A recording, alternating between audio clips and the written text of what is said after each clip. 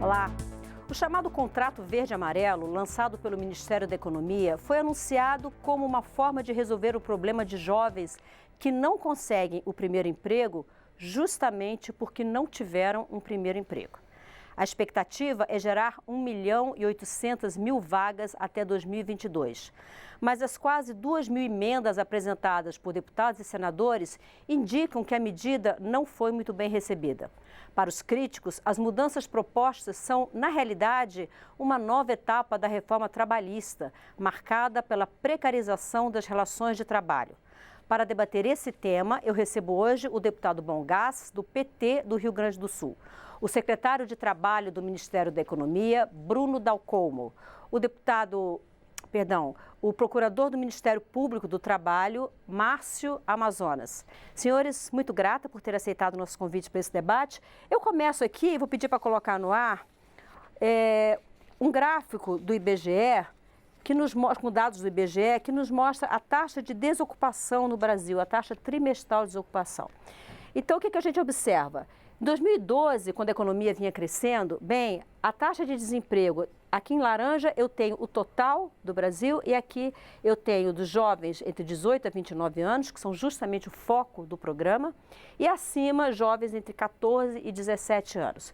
Então, 2012, que é o nosso ponto de partida, a gente tinha a economia andando bem, a gente tinha a taxa de desemprego 7, quase 12% dessa faixa de 18 a 29 e quase 21% dos mais jovens. Quando a gente observa 2015, quando a economia encolheu mais de 3%, 3,5% aproximadamente, já houve um crescimento dessas taxas. E isso continuou crescendo em 2016, quando mais uma vez a economia brasileira cresceu 3,3%. E a partir daí, essas taxas não caíram mais. Por quê? Porque a economia brasileira está quase de lado. A economia brasileira está crescendo em torno de 1% ao ano, é o crescimento do PIB. E a situação no terceiro trimestre de 2019, segundo o IBGE, é 11,7% a taxa de desemprego geral. Dos jovens de 18 a 29 anos, foco do programa, mais de 20%, 20,5%, e dos jovens acima, os jovens mais novos, de 14 a 17 anos, 40,5%. Então, eu começo o nosso debate de hoje com o secretário de Trabalho do Ministério da Economia, Bruno Dalcomo. Eu vou pedir para ele analisar esses números, mas analisar também um outro ponto. Eu vou pedir para colocar no ar os principais dados sobre o contrato de trabalho, que é chamado Contrato de Trabalho Verde-Amarelo, que é o objeto da MP 905. Então, os principais dados. Esse contrato é para jovens entre 18 e 29 anos sem experiência formal, ou seja, que não tiveram ainda um primeiro emprego. O salário máximo é até 1,5 salário mínimo, cerca de R$ 1.500, R$ 1.497. Limitado a 20% do total da empresa, ou seja, a empresa não vai poder substituir os seus empregados por esses jovens no primeiro emprego e tampouco vai poder ter a empresa totalmente constituída por esse contrato. Serve para novos postos de trabalho, o contrato máximo de 24 meses e ele vai vigorar entre janeiro de 2020 e dezembro de 2022. Então, eu começo ouvindo o secretário de Trabalho, Bruno Dalcomo. Secretário, eu queria que você explicasse o porquê dessas características e falasse em linhas gerais sobre o contrato. Depois nós vamos falar de outros pontos. Os números que foram apresentados relatam de maneira muito clara a dramática situação do jovem no Brasil. Isso, além dos números, né, é vivenciado por todas as famílias no dia a dia, em casa, né?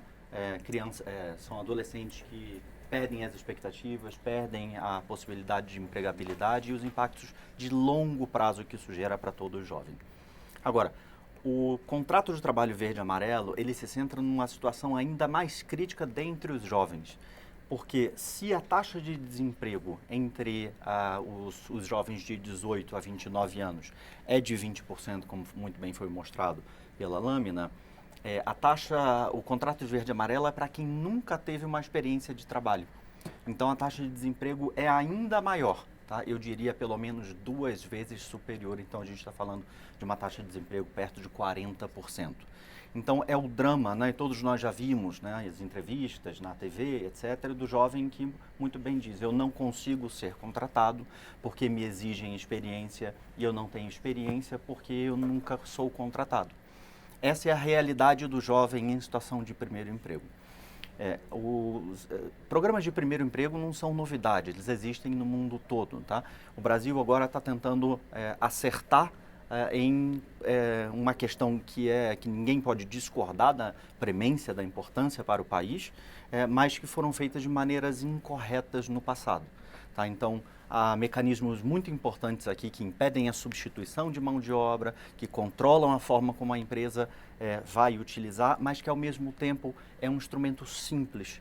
É uma forma de contratação direta pela empresa com absoluta segurança jurídica e que nós temos a expectativa que traga bons resultados para este segmento da população brasileira. Eu quero ouvir o procurador Márcio Amazonas em relação a esses pontos, sobretudo a questão da simplicidade, mas quero informar você que nós acabamos de receber aqui no nosso estúdio o deputado Daniel Coelho, do Cidadania de Pernambuco. O deputado estava votando em plenário e acabou de votar e veio participar. Obrigada, deputado, por ter vindo participar do nosso debate.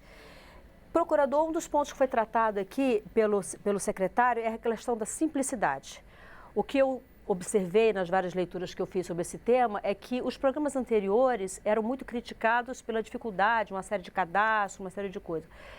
E que ponto, de fato, isso é positivo e que ponto isso pode ameaçar o próprio programa?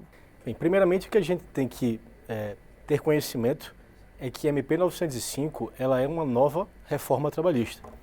Uma legislação que já está em vigor por ser uma medida provisória que pretende alterar 135 pontos da CLT, da consolidação das leis trabalhistas, não pode ser denominada de uma forma diferente. O que é que aconteceu-se? Há 3 meses atrás, discutiu-se aqui no Congresso Nacional a MP 881, que era a MP da liberdade econômica, que foi, nas questões trabalhistas, basicamente e majoritariamente rejeitada. Agora, 3 meses depois, passou-se um verniz nos itens trabalhistas e o tema volta à pauta do Congresso Nacional com o nome de contratação verde e amarela. Mas é a mesma coisa, é uma nova reforma trabalhista que vem sendo implementada. Pelos dados da Lâmina, foi possível perceber que entre 2015 e 2016 houve um aumento absurdo da quantidade de desemprego e que depois se manteve. Isso prova, deputado, que a reforma trabalhista de 2017 não deu certo. Prometeu-se criar 10 milhões de empregos, sobretudo nessa faixa salarial e nessa faixa de idade que nós observamos. Esses empregos não foram criados. E agora, para tentar remediar uma legislação que não deu certo, não vingou, vem o contrato verde e amarelo, que, claro, o Ministério Público tem todos os melhores olhos para a legislação que tenta criar empregos. Nosso país precisa entrar nos trilhos economicamente, precisamos de mais pujança econômica, de fato, mas não reduzindo drasticamente direitos sociais. O que a MP 2017 tentou fazer, sob o título de modernização e agora sob o título de desburocratização, a MP 905 vem tentando fazer, a nossa projeção não é das melhores. Entendemos que se a reforma trabalhista de 2017 falhou, a MP 905 vai também falhar, mas vai precarizar. Eu quero depois entrar mais em detalhe em relação à questão dos direitos dos trabalhadores e dos benefícios tributários que estão sendo colocados para as empresas, mas eu queria ouvir os 2 deputados em linhas gerais sobre o contrato, a proposta do contrato. Deputado Bongás? Sim, saudar-te e saudar os colegas também do debate aqui. Não é por nada que nós pedimos para o presidente do Congresso, senador Davi Alcolumbre, que ele devolva ao governo essa proposta. Se tem mais de 2.000 emendas, é porque tem algum problema. E, como já foi dito aqui, eu penso isso também, é uma nova reforma trabalhista. E esses temas de medida provisória, eles têm que vir acompanhados de urgência e emergência. E eles não têm isso. E nós vamos apreciar projetos aqui que essa casa já se posicionou este ano. No tema da liberdade econômica, tinha o trabalho aos domingos. E essa casa já disse não, e isso é inconstitucional, você não pode voltar com a mesma matéria no mesmo ano legislativo. Então, eu pessoalmente falei, nosso partido falou, as centrais sindicais também falaram, com o Davi Alcolumbre para que ele devolva ao governo essa proposta. Ela é inconstitucional, em primeiro lugar, e é uma nova reforma trabalhista. Sobre o tema do emprego, a gente vai aprofundar mais depois, mas do gráfico que foi apresentado, essa preocupação com os jovens, ela é muito importante. O próprio Bruno, como já falou sobre isso, outros governos tinham essas experiências também de primeiro emprego. Eu posso falar de um programa do presidente Lula, por exemplo. Era um programa primeiro emprego. Mas ele não tratava nenhuma dificuldade em relação a tirar direitos, aspectos contributivos, por exemplo, a Previdência, que agora vai ser muito prejudicada, ele era exatamente para estimular os jovens que precisam de estímulo para o primeiro emprego. De fato, esta é uma realidade. A pessoa vai se apresentar e as pessoas perguntam, qual a sua experiência? Aí diz, bom, se ela não tem uma experiência, ela fica prejudicada do ponto de vista da apresentação. Então, é importante a iniciativa e por isso que nós desenvolvemos programas de emprego. Agora, não vir e vai acabar sendo substitutivo.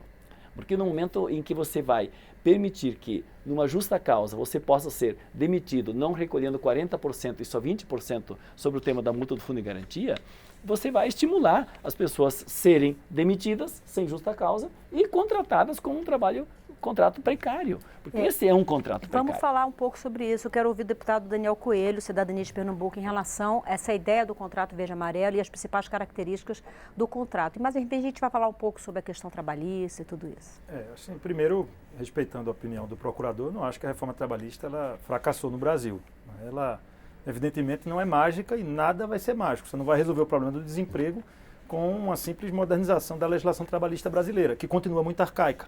E eu acho que é importante você continuar a discutir, a debater, para que o Brasil entre e se conecte ao mundo civilizado e democrático na sua relação trabalhista. A gente continua com um modelo arcaico, atrasado e de um país, evidentemente, subdesenvolvido do ponto de vista cultural. Mas esse é um outro debate. A gente falando aqui da medida provisória, acho que o papel do Congresso Nacional, nos pontos onde houver inconstitucionalidade, onde houverem temas que já foram rejeitados esse ano, é que o Congresso se posicione. Essa é a prerrogativa do Congresso. Não devemos, de forma alguma, mesmo que a gente concorde até no mérito de algumas questões, você não deve desrespeitar a legislação e se a matéria é repetida no mesmo ano legislativo, não pode voltar.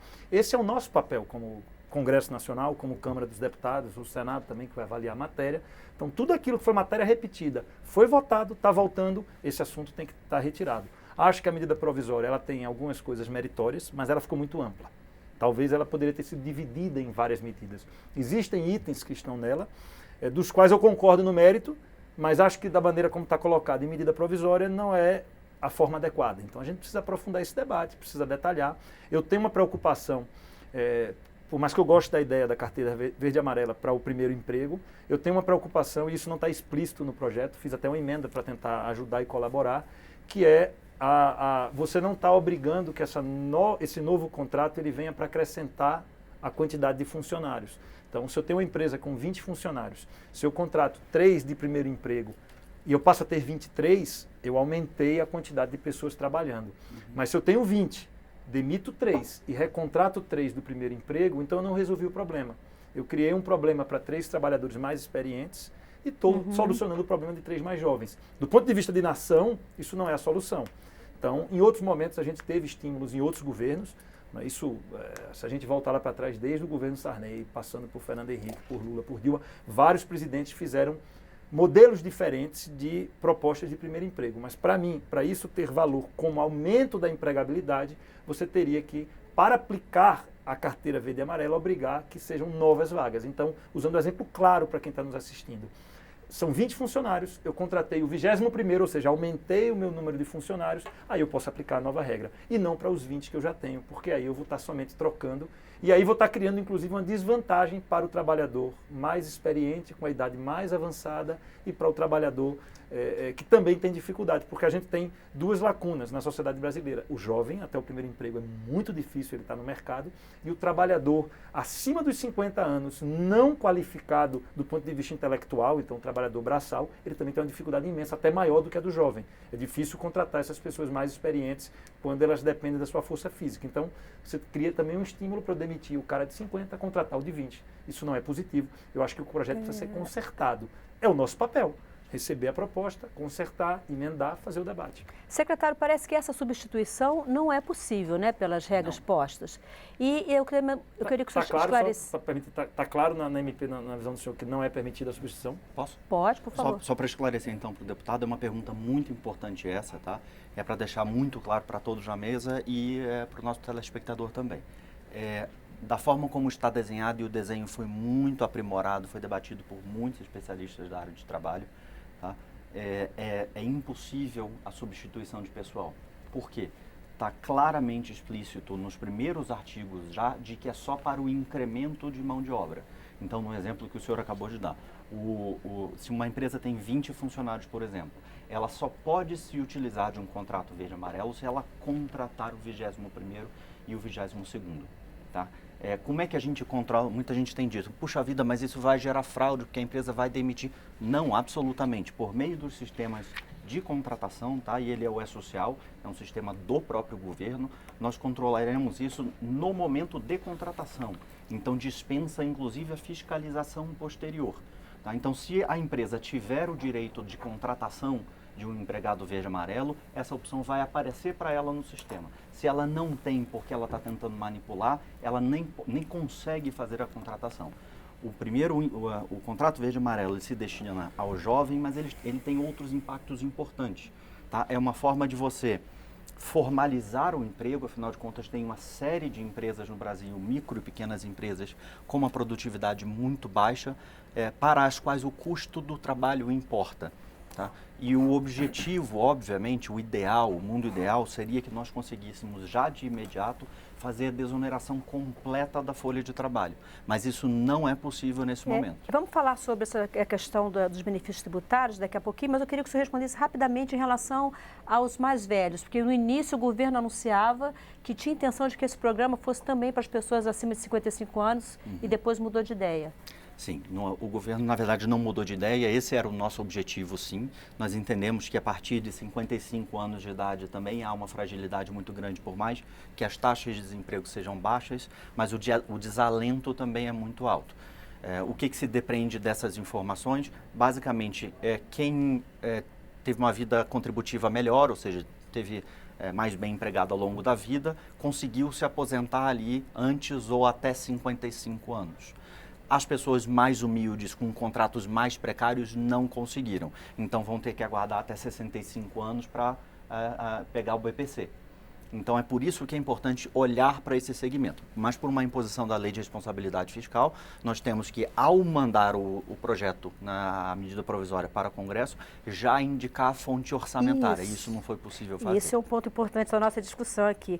Bom, a Câmara dos Deputados, como os deputados sabem, ela promove ela tem um programa chamado Estágio Visita, em que nós recebemos jovens estudantes universitários do Brasil inteiro. E hoje esses jovens estiveram aqui na TV Câmara participando de um outro programa e eu aproveitei para conversar com eles sobre a medida provisória, colhi o depoimento de 2 jovens, eu vou pedir para passar agora aqui, vamos ver o que os próprios jovens pensam disso. Primeiramente, a taxa sobre o seguro-desemprego e o seguro-defesa é taxar as grandes pobrezas, né? É incrível como o governo tenta tirar o dinheiro de quem está mais precisando, que seria o desempregado.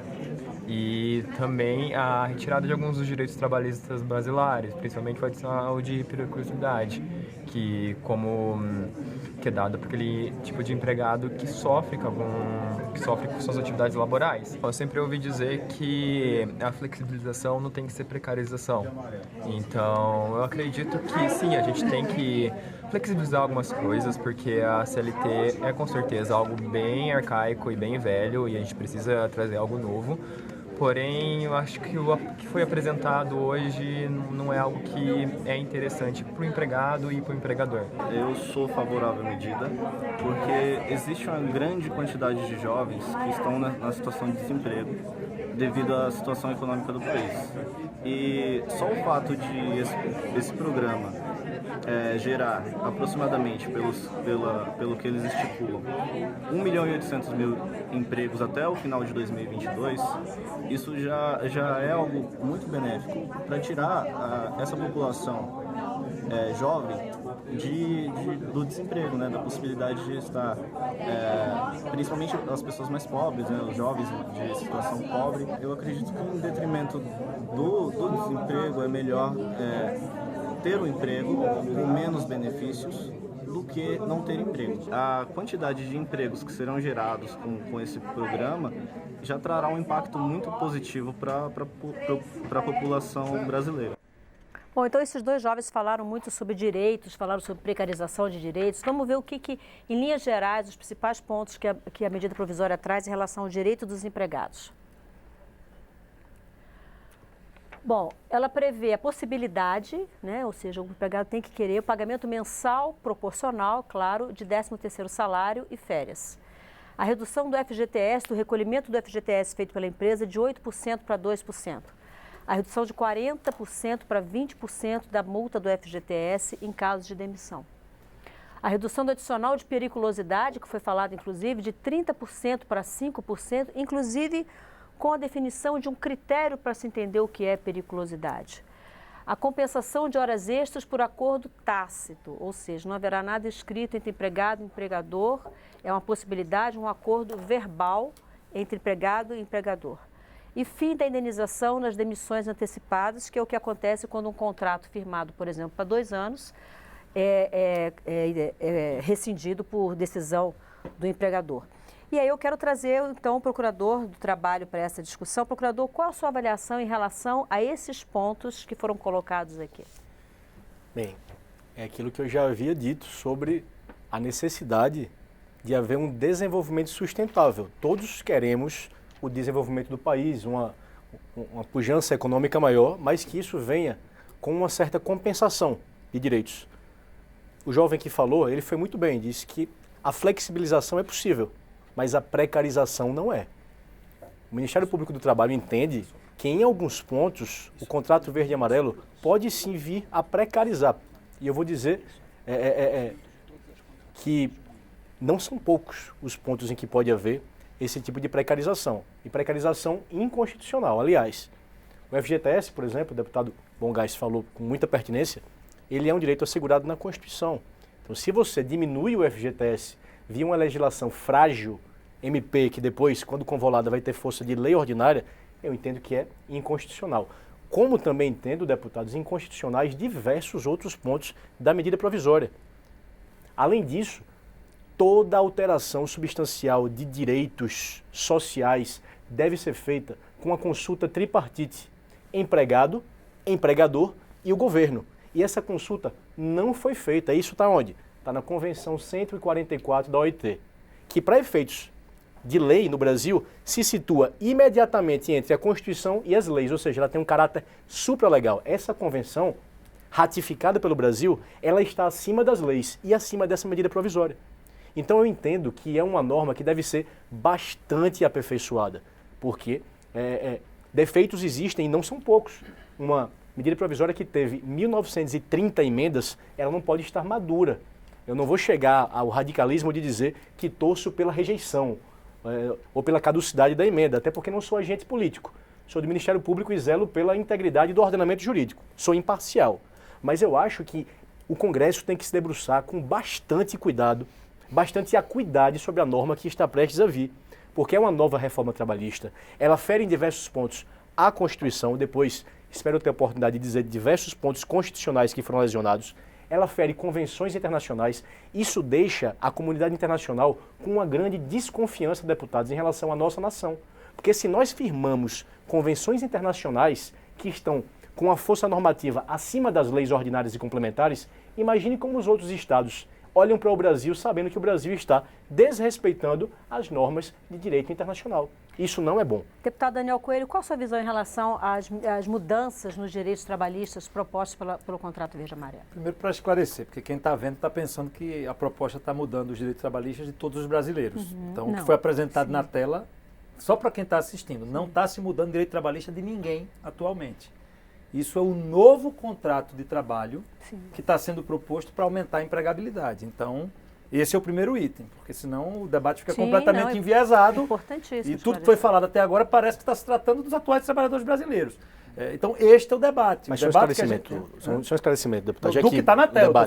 Do que está na tela. Do que está na tela. Porque além do que está na tela, 135 dispositivos da CLT foram alterados. Isso. E aí sim vai atingir toda a gama de trabalhadores. Mas aí quem está nos vendo não sabe os outros 135 e não vai adivinhar. Então foi colocado na tela e depois tem um comentário, parece que isso aí está sendo aplicado aos trabalhadores. Não é este o fato.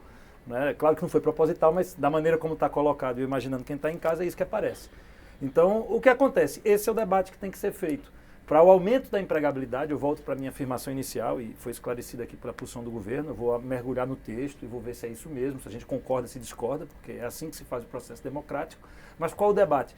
Para eu aumentar a quantidade de pessoas empregadas, vale a pena no primeiro emprego que este emprego tenha regras mais flexíveis para demissão, para contratação. Que foi a fala do segundo rapaz do vídeo. Que foi a fala do segundo rapaz. Por exemplo, a gente tem um contrato de estágio no Brasil, inclusive aqui na Câmara dos Deputados, no Ministério Público também tem, que é um contrato de estágio que não tem legislação trabalhista sobre ele. Você quase não tem custo trabalhista sobre o contrato de estágio. É bom para o jovem o contrato de estágio ou é ruim? É um debate muito parecido. Você tem uma oportunidade do primeiro emprego, onde o salário é menor, onde os direitos são menores, mas você dá a oportunidade de alguém adquirir experiência. A minha preocupação com este tema, eu volto para o ponto inicial, é de que você não substitua o trabalhador já experiente, é de que você não tenha a possibilidade de perder um emprego já consolidado para que esse emprego seja substituído por este formato. Então, se a gente consegue garantir que efetivamente este contrato se dê exclusivamente para o aumento da força de trabalho, aí não dá para discutir, não é questão ideológica, eu estou diminuindo o desemprego. Então, esta é a preocupação. Não dá para discutir no primeiro emprego, como o caso do estágio, por exemplo, eu dizer, o estágio é ruim porque no estágio eu não tenho a mesma garantia, os mesmos direitos trabalhistas. Tá, mas todo país do mundo faz estágio. Não tem democracia no mundo que não tenha contrato de estágio, cada um com sua característica. Então, acho que esse é o debate correto. Eu não gosto de me antecipar os fatos, a medida provisória está começando a ser discutida agora, não tem reunião ainda de comissão especial, assim como falou o procurador, a gente não pode torcer para dar errado, então tem o que consertar, conserta, tem o que retirar, retira. Agora, a ideia de você promover uma legislação mais ágil para o aumento de mão de obra, ou seja, para o novo contratado e para diminuir o desemprego, a ideia é boa.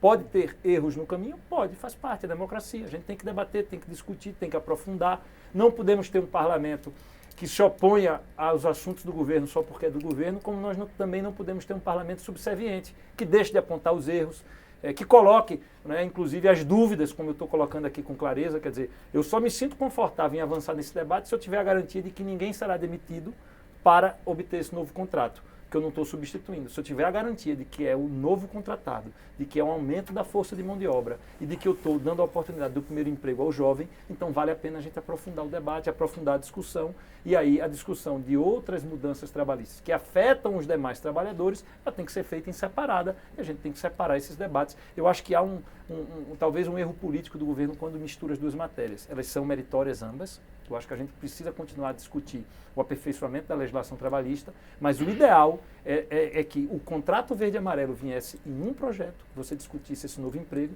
e você tivesse um outro projeto de lei, que não precisa nem ser medida provisória, que fizesse o debate das mudanças necessárias para os demais trabalhadores, onde a Câmara teria a prerrogativa de rejeitar ou aceitar, como citou aqui o deputado Bongás, em tema que já veio para debate esse ano. A prerrogativa do parlamento é essa. Deputado Bongás, sua avaliação sobre a questão dos direitos trabalhistas. Não, primeiro eu quero discordar da tese que o governo Bolsonaro apresenta aqui, um dos nossos queridos jovens, e parabéns porque colocou os jovens a debater conosco aqui, é bem legal isso, que é o seguinte: você quer emprego ou quer direito? É mais ou menos que nem no futebol, tu quer perder ou quer empatar? Se eu posso ganhar. E aí eu só faço a pergunta se eu vou empatar ou perder. Entre direito e emprego, eu quero emprego com direito. Essa é a síntese. E isso precisa ser. Então eu quero contestar essa ideia. Você quer direito ou emprego? Não, eu quero emprego com direito. Segunda questão. Vai acontecer a substituição. A empresa que tem 20 trabalhadores ia contratar um 21º. Agora ela vai contratar um 21º precário e não formal. Então, vai ter indiretamente a substituição, sim. Terceiro aspecto, sobre o painel que você apresentou. Eu fiz o cálculo. O que significa um trabalhador? Peguei um exemplo. Um trabalhador de salário mínimo. Eu juntei em 1998, foi para R$1.000. R$1.000 durante um ano. 12, nem coloquei 13º junto, porque tem esse aspecto, pode cobrar ou não. 12 contribuições, 12 meses do ano. R$1.000 o salário. Hoje o patrão recolhe 8% para o fundo de garantia. Agora vai recolher 2%. Quando for demitido, ia pagar 40% sobre a multa. Agora vai pagar 20%. O resultado concreto de um trabalhador de salário mínimo durante um ano, se for demitido, a indenização do fundo de garantia seria R$1.344. Sabe quanto vai ser agora pela modalidade verde e amarela? 288. 76% a menos. Então, na verdade, o que é esse plano? é uma substituição. Segundo lugar, ela vai desonerar a folha do patrão. O patrão vai fazer festa. Imagina, ele tinha que recontribuir para 8%, vai contribuir por 2%. Ia pagar 40%, então vai ser estimulado a demitir sem recolher. Então, isso não é um programa de primeiro emprego. Isso é precarização para o trabalhador. Porque esse trabalhador, se uma empresa tem 20, ele ia pegar alguém com 21. Porque também o emprego, nós temos que ter programa de primeiro emprego, mas ele também vai acontecer se tem uma economia que vai pegar as pessoas. Então, esse é o terceiro elemento. Anotem esse número. 1.344 para 288. E por último, é bom que se diga sobre o que a tela apresentou. Os bancários, por exemplo.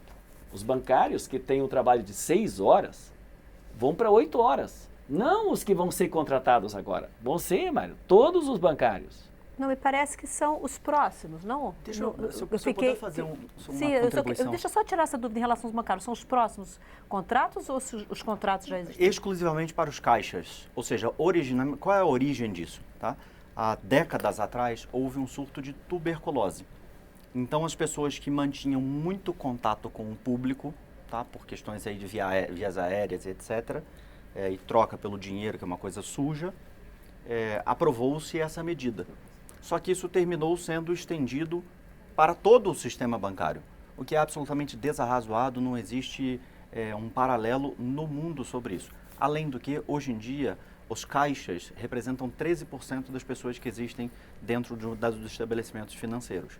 Agora, isso significa que os demais vão para 8 horas? Não, simplesmente é que vão ficar nos termos das negociações coletivas que já oferecem um adicional para todos os trabalhadores que hoje são bancários, mas que trabalham mais do que as 6 horas. Mas a previsão, se eu não me engano, é que os caixas continuarão com 6 horas, mesmo no permanecem exatamente com as mesmas 6 horas. Só os caixas. Os demais bancários todos passarão para 8 horas.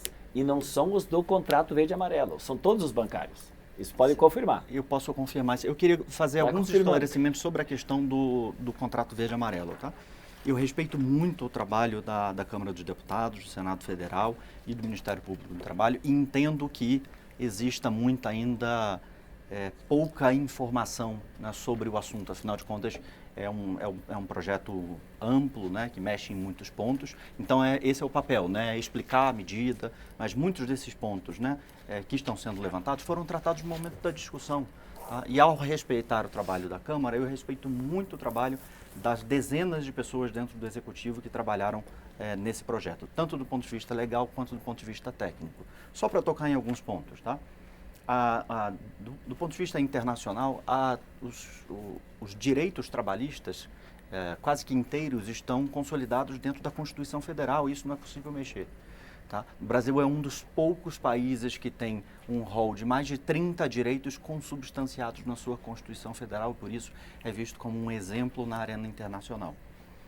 No contrato verde e amarelo, quais são os maiores, dos 10 maiores motivos de judicialização na Justiça do Trabalho? Tá? 6 deles fazem referência às verbas rescisórias. Ou seja, é a empresa que depois, no término de um contrato, deputado Daniel, não paga o 13º que estava devendo, as férias que estava devendo, não paga a multa de 40%. Tá? Então, ao contrário, no verde e amarelo, esses valores já são diluídos e é dinheiro na mão do trabalhador, para dar segurança jurídica absoluta e evitar que isso chegue, né, na Justiça do Trabalho. E aí está previsto que ao final de cada ano vai haver um acordo extrajudicial de quitação de obrigações. Possibilidade, se abre a possibilidade para que trabalhador e empregador façam essa quitação perante a Justiça do Trabalho. Se me permite, um outro ponto, a questão do FGTS, tá? Não existe invenção nenhuma. Na verdade, a redução do FGTS de 8% para 2% já existe no contrato de aprendizagem, senhores. Não existe diferença nenhuma e por isso não há nenhum tipo de inconstitucionalidade. E a verdade é que o contrato verde e amarelo, que é para o trabalhador de primeiro emprego, para o jovem de primeiro emprego, é uma situação mais vulnerável do que é o jovem na aprendizagem, que vai ter um programa de treinamento e tudo mais. Mas não existe diferença em termos de pagamento de FGTS. Com relação à multa de 40% para 20%, mais uma vez, esse é um benefício para a autonomia das pessoas. Isso só pode ser efetuado mediante a concordância, a decisão do trabalhador. E a realidade é a seguinte, no momento em que trabalhador e empregador decidem pela redução da multa de 40% para 20%, esse dinheiro não volta mais para a mão do trabalhador, do empregador, mesmo que ele seja demitido por justa causa. Então, é apenas uma forma diferente de negociar os termos do término do contrato. A realidade é que todo o sistema trabalhista brasileiro hoje em dia está orquestrado para estimular a rotatividade. Com a rotatividade, você tem problemas, né, de qualificação, o empregador não tem interesse na qualificação do trabalhador, e você reduz a produtividade geral da economia, é um ponto muito importante. Tá? Agora, as questões, por exemplo, de periculosidade, veja bem para a gente, o deputado Mongas gosta muito dos números. Periculosidade, vamos supor um trabalhador que ganhe R$2.000, tá? Que já é um trabalhador diferenciado para a média brasileira. Que não está nesse grupo. Não, eu estou falando um trabalhador geral, vamos lá, R$2.000. Ele pode até ter recebido, foi contratado por 1.500, recebeu um aumento. R$2.000, ele ganha 30% de periculosidade, são R$600. R$600 por mês é importante, claro, lógico. Ao final de um ano, quanto é que isso dá? R$7.200. Vamos supor que esse trabalhador tenha trabalhado 10 anos numa situação de periculosidade, por exemplo, e ao final de 10 anos ele sofreu um infortúnio, veio a óbito, faleceu. Quanto é que ele vai receber? Quanto é que ele recebeu ao longo desse prazo todo? R$72.000. Isso é razoável para uma vida? Isso se ele ficou os 10 anos, mas e o trabalhador?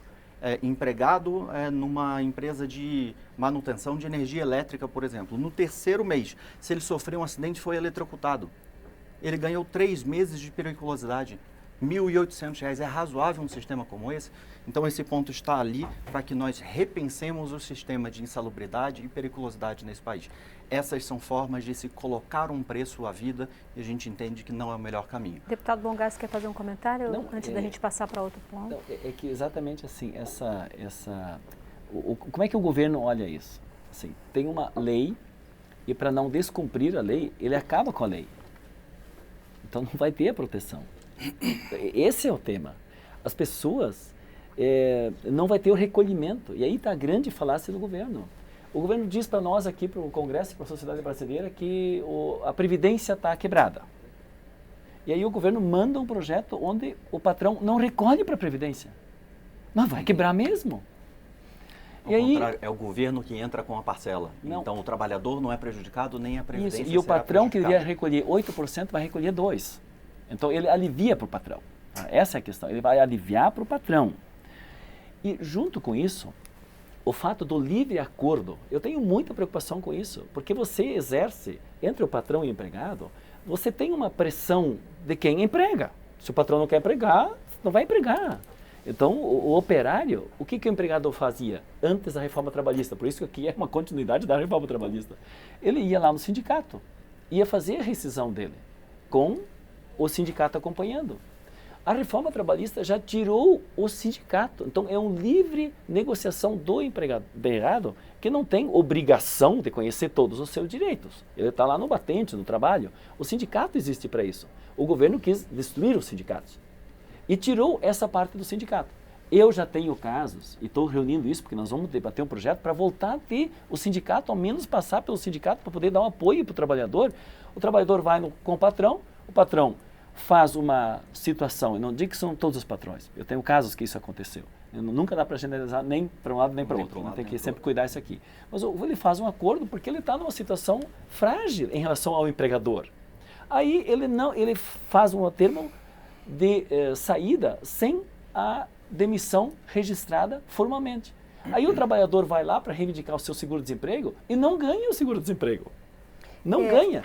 Então, agora, nós estamos mais do que esse tema que já foi votado na reforma trabalhista, que nós temos que rever para dar mais segurança ao trabalhador, nós vamos permitir que nesse contrato é a pessoa e o empregador. Então, não tem um terceiro ente que acompanha, porque a Justiça do Trabalho, eles querem até acabar com a Justiça do Trabalho no país. Então, eu quero dizer que essa pessoa vai estar, não vai ter recolhimento para a Previdência, vai ter um contrato precário, vai ter pouco recolhimento, quando ele sai, ele vai ter pouca indenização. Isso não é um estímulo ao emprego. Eu quero um estímulo de emprego diferenciado. diferenciado. Em relação a isso, antes da gente ir para a questão dos benefícios tributários para as empresas, procurador Márcio Amazonas, eu queria ouvir em relação a esse ponto colocado da fragilidade da relação entre o empregador e o empregado, a ausência do sindicato. Lembrando que a reforma trabalhista foi aprovada no governo Temer, ainda não foi governo Bolsonaro, né, para quem nos acompanha. Mas eu queria ouvir em relação à questão da periculosidade. Qual a sua avaliação em relação a reduzir, né, o percentual pago e em relação ao critério que para ser considerado situação de periculosidade, o empregado vai ter que ter no mínimo 50% da sua jornada de trabalho sob condições de periculosidade? Isso é uma escolha política. Eu me sinto muito à vontade estando aqui com parlamentares, com representantes do governo e sendo procurador do Ministério Público, porque eu não tenho lado, eu não tenho partido, meu partido é a Constituição e a lei. E em relação a esse assunto, é uma escolha política. Eu lamento porque eu acho que é um retrocesso de direitos sociais. Mas se o Congresso Nacional assim entender, nós vamos aplicar a lei, assim como os juízes do trabalho. Então, diferentemente dos outros temas que eu aventei, eu não posso dizer isso é inconstitucional. Isso é uma escolha política que eu torço como cidadão para que o Congresso rejeite. Em relação à questão da relação entre empregador e empregado sem a mediação do sindicato, inclusive nas rescisões contratuais? Existe um certo desequilíbrio. Lembrando e pegando carona no que o jovem falou, ele disse que é melhor ter poucos direitos do que ficar sem nenhum direito ou desempregado. Isso deixa muito evidente como é injusta e como é desproporcional a balança entre o empregado e o empregador. E é por isso que o Estado entra como protetor, editando leis, criando órgãos para fiscalizar as leis e um órgão julgador, assim como uma casa legisladora. É exatamente essa a intenção. É para que haja um equilíbrio. Mas hoje em dia, a gente está percebendo que o mundo, não só do direito do trabalho, Maristela, mas também dos direitos sociais, direitos previdenciários, vem sofrendo uma certa onda e isso vem causando um desequilíbrio entre os direitos. É você perder direitos sem haver uma devida compensação. E eu concordo, deputado, que toda medida que tenha como intenção fomentar os empregos é muito bem-vinda. A grande questão é, há 2 anos atrás nós tivemos uma medida que fomentaria 10 milhões de empregos. Não deu certo. Foi a reforma trabalhista, a meu ver. Hoje nós temos uma nova medida. Assim, quem falou que ia arrumar 10 milhões de empregos com a reforma trabalhista é um louco, né? Então o governo é louco, porque o governo pagou inclusive para isso. Eu vou querer fazer uma pequena observação. Como a gente está no novo governo aqui, então não vale a pena fazer uma digressão sobre o que desafio o colega Márcio a apresentar a fonte dessa versão. É o governo anterior, mas enfim, eu desafio a apresentar a fonte de 10 milhões de empregos. Nessa sua posição você está mais como deputado que como procurador. Posição de mérito, que tem direito. Na imprensa saiu milhões de empregos. Isso é uma narrativa de mérito. Mas é porque, deputado, além de procurador, eu sou cidadão. Claro, eu assisto televisão, eu tenho os meus direitos constitucionais e eu posso falar, além de fiscal do ordenamento jurídico que eu sou, também achando que é certo, o que é errado, o que é justo, o que é injusto. Então, não é incomum que às vezes um procurador se desvie da sua função unicamente de fiscal do ordenamento para poder também ter as suas opiniões, até porque ninguém é neutro, plenamente neutro. Eu não tenho posições político-partidárias, mas eu acho uma determinada norma injusta, correta ou incorreta, como acho a MP 905, na sua maioria, injusta, porque reduz drasticamente direitos sociais. Veja, por exemplo, os trabalhos aos domingos, tema que Vossas Excelências apreciaram há 3 meses atrás. Além de ser inconstitucional, inconvencional, não foi dialogado com a sociedade, você vai obrigar um trabalhador que é casado a só a cada 7 semanas, se for do setor industrial, estar em sua casa no domingo. Imagine então que eu sou casado, tenho 2 filhos e minha mulher tem a folga na terça e eu tenho a folga na quinta. Só às 7 semanas a gente vai ter a folga no domingo. Se combinar. Se combinar, porque pode ser que a empresa dela dê num domingo, a minha dê em outra. Quem é que vai criar os filhos? Eu quero saber qual é a educação, porque a criança no final de semana forma boa parte da sua personalidade. Aquilo ali são os nossos jovens que vão estar crescendo no final de semana, secretário, que é o tempo que tem que ser dedicado, à cultura, lazer, desporto, educação, família. Ele vai crescer na rua. Então, assim, eu quero saber se essa é a pauta do governo de prestigiar a família brasileira. Como é que você vai prestigiar a família brasileira deixando nos finais de semana as crianças na rua? Então, assim, eu às vezes peço desculpa, deputado, ultrapasso a minha função unicamente de fiscal da lei e da Constituição para poder também olhar para uma norma dessa e dizer, eu acho um absurdo, não apenas do ponto de vista jurídico, só para deixar claro, mas do ponto de vista legítimo e democrático que defende o seu direito de opinar como cidadão, como eleitor, mas que a narrativa política é ela, não a narrativa do Ministério Público. A narrativa política que é legítima, porque além de procurador é um cidadão brasileiro que está aqui conosco. Mas o Ministério Público não tem narrativa política. Eu quero passar para a questão tributária. Mas seus integrantes podem tê-la. Não, sobre isso, eu pedi para o governo quanto o governo gastou para fazer essa narrativa dos milhões de empregos que geraria. Ele gastou o dinheiro, isso podemos trazer para cá, matérias de jornais, falas de ministros, secretários, isso foi abundantemente falado, então, sobre a questão do emprego. E falar aqui da questão do trabalho aos domingos. Eu gostei da observação, né? O Bruno estava fazendo um raciocínio, tá, mas nos shoppings hoje e nos postos de combustível já funciona ao domingo. Como é que funciona? Hoje você vai lá, faz um acordo, então aquelas pessoas que trabalham no domingo, elas vão ter uma remuneração maior. Ou, em alguns momentos de acordo, precisaria trabalhar 8 horas, então não querem pagar mais, então ela trabalha 6 horas para receber 8. São acordos hoje tranquilos. Agora é diferente, e muito diferente. Você trabalha no domingo, e daí o patrão vai dizer, agora a tua folga é na quarta, e você não vai ter nenhum extra, e você vai folgar quando o patrão desejar. Esta é a diferença que nós já derrubamos aqui essa proposta, espero que ela não volte para cá. Eu vou pedir para colocar no ar uma outra arte que a gente fala dos benefícios tributários para as empresas, mas eu quero colocar aqui duas opiniões que chegaram. A Daniele Soares, ela diz, temos o aprendiz e o estágio com menos direitos e com o seguinte pré-requisito, idade mínima de 22 anos e estar cursando algo. O contrato verde amarelo me parece mais abrangente, ela concorda, né? E o Pedro Lobo, pelo YouTube, ele diz, estão tentando a todo momento dizer que estão perdendo direitos e o desemprego vai aumentar. Mas o que acontece de fato é a criação de empregos com carteira assinada, que só neste ano, segundo o Pedro Lobo, é de quase 1 milhão.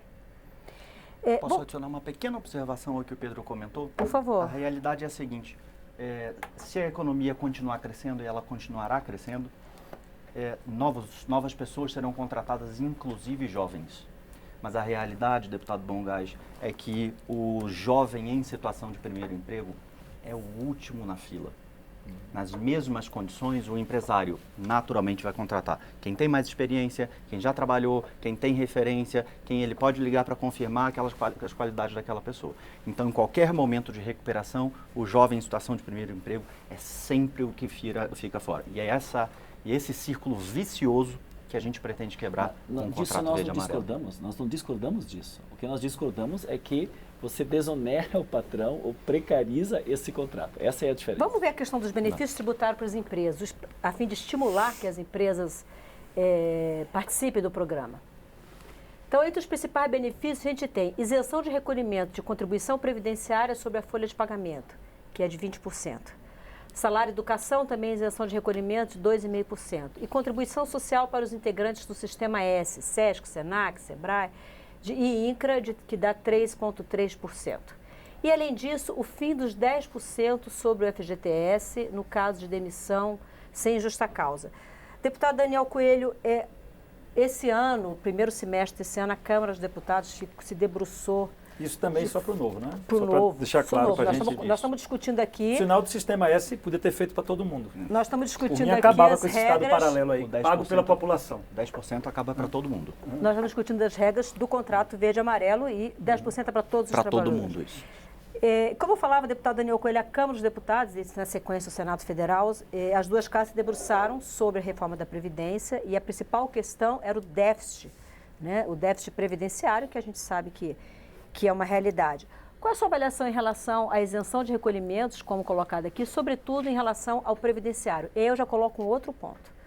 O secretário Rogério Marinho disse, numa entrevista que eu vi, que muitas pessoas recorrem à justiça em busca de terem reconhecido o tempo de salário de seguro-desemprego para fins de contagem para a Previdência. E que, em função disso, o governo entendeu que a cobrança de 7,5% de alíquota sobre o seguro-desemprego e o seguro-defeso seria uma forma, de trazer essas pessoas para a regularidade e bancar essa isenção tributária.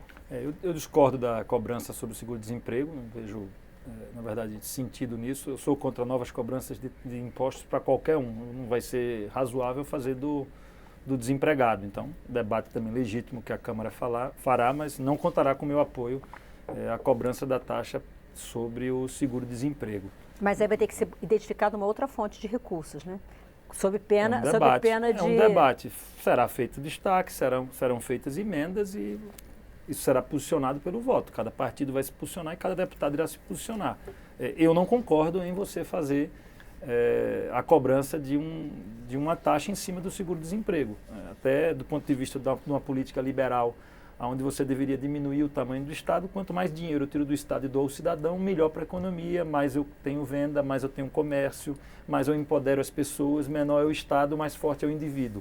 Então, até do ponto de vista liberal, do que se coloca o governo como uma pauta liberal, numa pauta liberal eu não aumento o imposto, eu aumento o dinheiro na mão das pessoas. Então, nesse ponto eu sou contrário. Você poder ter uma isenção assumida pelo governo para a contratação, aqui para a gente entender de forma bem clara, eu não estou tirando do trabalhador. Então, ele está tendo, não há perda para o trabalhador. Eu tenho uma diminuição do custo para o empregador, para o empreendedor, para quem gera emprego, para o cara que tem a padaria, para o cara que tem a banquinha de revista, para o cara que tem os pequenos negócios que geram 2/3 do emprego desse país. Se o governo está assumindo o custo para melhorar a vida do pequeno empreendedor, para ele poder gerar mais emprego, isso é bom para o Brasil. Esse é o papel do governo. Quanto menos eu tiver peso em cima de quem vai gerar o emprego e o governo assumindo essa responsabilidade, bom para o país.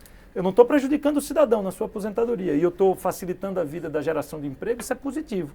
Né? Agora, há um problema de receita. Financiar isso com o seguro-desemprego, aí a gente tem um problema e tem um impasse. Esse vai ser o papel do parlamento. Da mesma forma como sou a favor de você estimular o emprego, o governo assumindo essa posição, né, ajudando o empreendedor e o gerador de emprego, eu acho que isso não pode ser financiado pelo desempregado. Então, aí a gente tem um impasse. Se for resolvido o financiamento com outra maneira, aí tudo bem, a gente pode avançar nesse sentido. Se não, isso vai terminar morrendo, porque aí eu posso até dizer, falar não só por mim. A gente já tem o diálogo da casa, a gente conversa com os parlamentares e assim, não se restringem àqueles que são contra a medida provisória como um todo ou àqueles partidos que votam 99% das vezes contra o governo. Eu diria que muitos dos que têm posição de independência ou até dos que se colocam dentro da base, de que não há apoio majoritário para a aprovação dessa taxa sobre o seguro-desemprego. A medida provisória pode ter o apoio, mas essa taxa dificilmente ela irá prosperar Nosso em programa está plenário. caminhando para o final. Deputado Bongás, quero ouvi-los em relação a esse ponto. É que está ficando bem claro o que é a carteira verde e amarela e o que está dentro do programa carteira verde e amarela. Então ele vai empregar os jovens dos 18 a 29 anos, recebendo no máximo um salário e meio, né, durante um curto espaço de tempo. Só que os 7,5% que e aí eu fico feliz que o deputado Daniel também concorda nesse ponto para nós derrubar. Porque nesse caso não se trata da carteira verde e amarela. A multa sobre o seguro-desemprego é para todos. Para todos. Esse é o problema que Vossa Excelência já apontou várias vezes. E também não será extinta com o fim do contrato. A multa dos 50%? Não, dos 7,5%. Não, é o 7,5% da taxa de seguro-desemprego. Seguro-desemprego. Então, o governo anuncia um programa para os jovens para dar emprego e multa o desempregado. Mas isso, eu não vou adjetivar isso aqui agora, porque eu já ia dizer uma palavra mais forte. Porque, repito, o governo anuncia um programa de geração de emprego e onera o desempregado. Ou seja, o desempregado indiretamente vai pagando a conta. E a outra coisa que não dá para aceitar, a seguinte frase, que o patrão vai pagar menos e que isso não perde para o trabalhador. Quem perde é o trabalhador quando o patrão não recolhe. É o cálculo que eu fiz antes. Se o patrão não recolhe só 2%, não recolhe 18%, se a multa é de 40% e agora vai para 20%, quem perde é o trabalhador que não vai receber. Então o governo vai fazer o seguinte, vai onerar o desempregado, vai aliviar para o patrão e quem vai perder é o trabalhador. Isso eu preciso ouvir rapidinho o procurador em relação a esses pontos. Você acha que alguma coisa do que foi apresentado aqui fere a Constituição? Você falou muito em questões constitucionais. Eu acho que sim. Eu acho que alguns pontos ferem a Constituição. Tem uma grande preocupação com a ausência de debate. Eu acho que as medidas que vêm sendo, não vou dizer impostas, é uma palavra muito forte, mas propostas pelo governo, estão sendo pouco dialogadas. O próprio Congresso é a segunda vez que Vossas Excelências se deparam com o mesmo assunto. Um já foi rejeitado e esse vai voltar. A pergunta que eu faço é, será que daqui a 3, 4 meses, uma vez rejeitada essa MP, vai voltar uma nova medida com um nome bonito, como foi liberdade econômica, como é verde e amarelo, e por trás com uma série de direitos suprimidos? Então, eu tenho esse questionamento também, mas tenho, acima de tudo, uma preocupação muito grande com um ponto dessa MP 905 em geral, que é a questão das instituições. Os direitos, eles vão e voltam a depender do tempo, a depender do sabor político do momento. Mas as instituições, elas são perenes. E essa medida provisória 905, ela altera sobremaneira os poderes dos fiscais do trabalho no exercício diário da fiscalização, da proteção do meio ambiente do trabalho. Eles evitam mortes. 16,5 mil pessoas morreram de 2012 até agora no Brasil. Meu tempo está praticamente esgotado. Eu só quero ver rapidamente o secretário em relação ao ponto. 7,5% pelo jeito não vai ter muito sucesso aqui, essa cobrança de 7,5%. Qual seria a alternativa para financiar isso? Vamos lá, a questão do seguro-desemprego realmente, do nosso ponto de vista, para ser muito objetivo, tá? É uma questão de inclusão previdenciária. A realidade é que hoje em dia o trabalhador não paga nada, mas esse tempo também não conta para a aposentadoria dele. E no total da vida laboral, se ele tiver condições, tá, e quisesse contribuir, por exemplo, ele poderia se aposentar até 2 anos antes. Agora, eu entendo que o Congresso naturalmente queira encontrar uma outra fonte. Isso é muito interessante. A gente pode contribuir para esse debate também e deixar essa questão de inclusão previdenciária, por exemplo, como uma alternativa. Uma outra observação, tá, é que o projeto de lei ele é favorável ao emprego e à empregabilidade, não a nenhum tipo de empregador. O empregador gera os empregos, mas a política simplifica a vida, facilita a contratação e é com olho na geração do emprego e na manutenção da relação de emprego. Senhores, eu não tenho tempo nem para agradecê-los individualmente. Obrigado. Muitíssimo obrigada por ter aceitado participar do nosso debate. Você de casa que nos acompanhou, muito obrigada também. A medida provisória vai ser analisada pela comissão especial. Depois vem para a Câmara dos Deputados, se aprovado na Câmara, segue para o Senado Federal. Lembrando que são 60 dias a contar da data de publicação, que foi 9 ou 12, que dia foi publicada? 10 de novembro, início de novembro. 60 dias, um período que para de contar durante o recesso do Congresso, que é de 22 de dezembro até o início, até o dia 1º de fevereiro, e pode ser prorrogado por mais 60 dias. Então, acompanhe. Basta você cadastrar lá, medida provisória 905 de 2019, colocar o seu e-mail, você recebe tudo o que acontecia em relação a ela. Na próxima semana, nós vamos debater a proposta do governo que torna o Código Brasileiro de Trânsito menos rigoroso. Eu sou Maristela Santana e a gente se vê na próxima terça, às 7 da noite, ao vivo, nas redes sociais. Até lá.